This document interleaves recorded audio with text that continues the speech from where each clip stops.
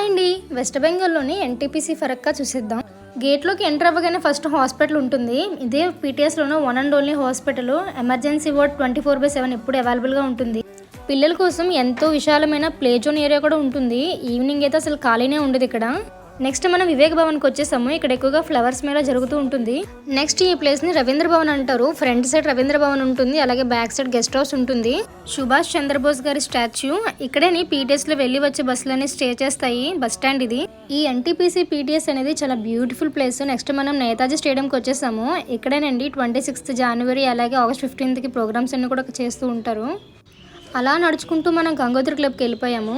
గంగోత్రి క్లబ్లో welfare programmes చేస్తూ ఉంటారు. ఇందులో రెస్టారెంట్ కూడా ఉంది, అలాగే టెన్నిస్ కోర్ట్, స్పేసియస్ రూమ్స్ కూడా అవైలబుల్ ఉంటాయి లోపల. ఎన్టీపీసీ చాలా నీట్ అండ్ క్లీన్గా ఉంటుంది. పీటీఎస్లో ఉన్న ఇంకొక పార్క్ గోల్డెన్ జూబ్లీ పార్క్. ఈ టౌన్షిప్ని ఇంకా అందంగా చేస్తున్నారు. అంతే, బాయ్ బాయ్.